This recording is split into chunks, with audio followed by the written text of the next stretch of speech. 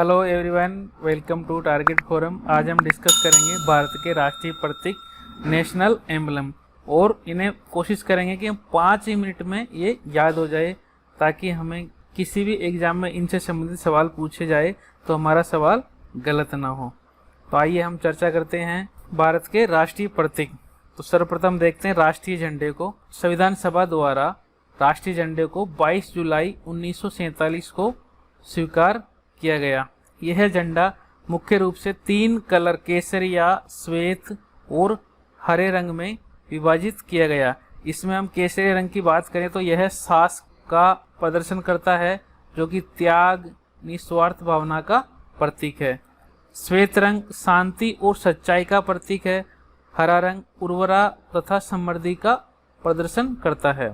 यहाँ हम देखेंगे उर्वरता मिट्टी और वनस्पतियों के साथ हमारे जो संबंध है उनको उजागर करता है, और इन पर सभी प्राणियों का जो जीवन आश्रित है कि मानव का मिट्टी, वनस्पति और जीव जंतुओं के मध्य आपसी संबंध है, इसके बारे में यह बताता है हमारे झंडे का हरा रंग। इस झंडे में बीच में चक्र दिया गया है, जो कि हमने सारनाथ के अशोक स्तंभ से हमने इसे लिया गया है। यह चक्र राज्य, प्रकृति, जड़ता और प्राणहीनता का प्रतीक है।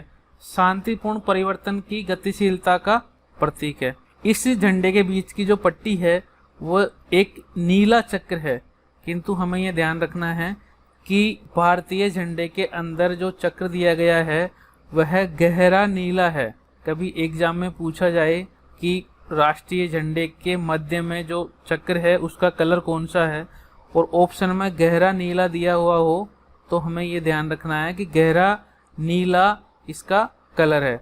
इसका जो प्रारूप है सारनाथ के अशोक स्तंभ से इसे लिया गया है और यह न्याय का प्रतीक है। इसका जो संकलन करता है वो पिंगाली वेकन्या।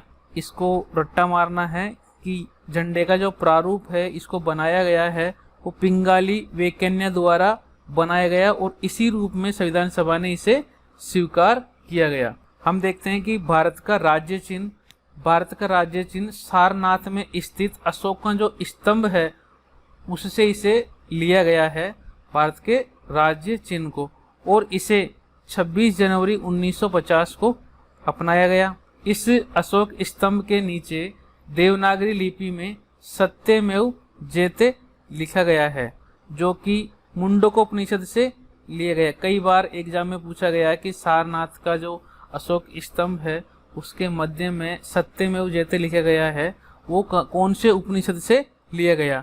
तो इसको याद रखना है कि मुंडकोपनिषद से इसे लिया गया। अब हम यहाँ बात करते हैं राष्ट्रीय गान की। तो राष्ट्रीय गान हमारा जन गण मन, इसे 24 जनवरी 1950 को संविधान सभा द्वारा इसे अपनाया गया और इसको गाने में जो इसकी गायन का जो समय है 52 सेकंड इसे गायन में लगते हैं। सर्वप्रथम 27 दिसंबर 1911 को भारतीय राष्ट्रीय कांग्रेस के कलकत्ता अधिवेशन में सबसे पहले इसे गाया गया और इसे रविंद्रनाथ टैगोर द्वारा लिखा गया।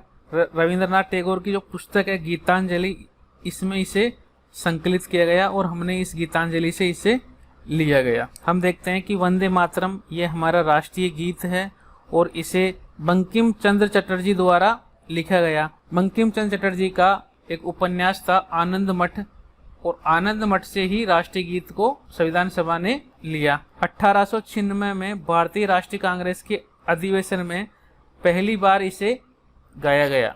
अब हम बात करते हैं कि राष्ट्रीय कैलेंडर की। जो भारत का जो राष्ट्रीय कैलेंडर है वो शक संवत पर आधारित है और इसे 22 मार्च 1947 को अपनाया गया। इसका जो प्रथम मंथ है, पहला मास है, वो चैत महीने से शुरू होता है और इसका अंतिम मास फाल्गुन से शुरू होता है। जिस प्रकार अंग्रेजी कैलेंडर में पहला मास जनवरी से शुरू होता है और अंत में दिसंबर से, इसी प्रकार जो हमारा हिंदी कैलेंडर है उसमें पहला मास चैत्र मास से शुरू होगा और अंतिम फाल्गुन से, और इसका अंग्रेजी रूप है ग्रेगोरियन कैलेंडर। हमने अंग्रेजी का रूपांतरण ग्रेगोरियन कैलेंडर के रूप में इसे किया गया। हम यह बात करते हैं कि चैत्र मास की जो शुरुआत होती है वह 22 मार्च से इसका पहला दिन माना जाता है चैत्र मास की। इसका साल का पहला 22 मार्च को साल का पहला दिन माना जाता है। और यदि लीप वर्ष हो, कोई साल ऐसा है, कोई वर्ष ऐसा है कि लीप वर्ष हो, उसमें 21 मार्च से साल की शुरुआत होती है। हम ये देखते हैं कि भारत का राष्ट्रीय पुष्प जो फूल है वो कमल है और इसका वैज्ञानिक नाम है नेलम्बो न्यूसीफेरा। कई बार एग्जाम में पूछा जाता है इसका कमल का जो हमारा राष्ट्रीय फूल है उसका वैज्ञानिक नाम, तो इसका वैज्ञानिक नाम है नेलम्बो न्यूसीफेरा। भारत का राष्ट्रीय फल आम और इसका वैज्ञानिक नाम है मेनेंजीफेरा इंडिका। भारत का राष्ट्रीय फल आम है और आम भारत का फेमस भी है, विश्व में इसकी काफ़ी डिमांड है और इसका वैज्ञानिक नाम है मेनेंजीफेरा। राष्ट्रीय वृक्ष बरगद है और इसका वैज्ञानिक नाम है फीकस बेंगालिसा। राष्ट्रीय वृक्ष बरगद, वैज्ञानिक नाम फीकस बेंगालिसा।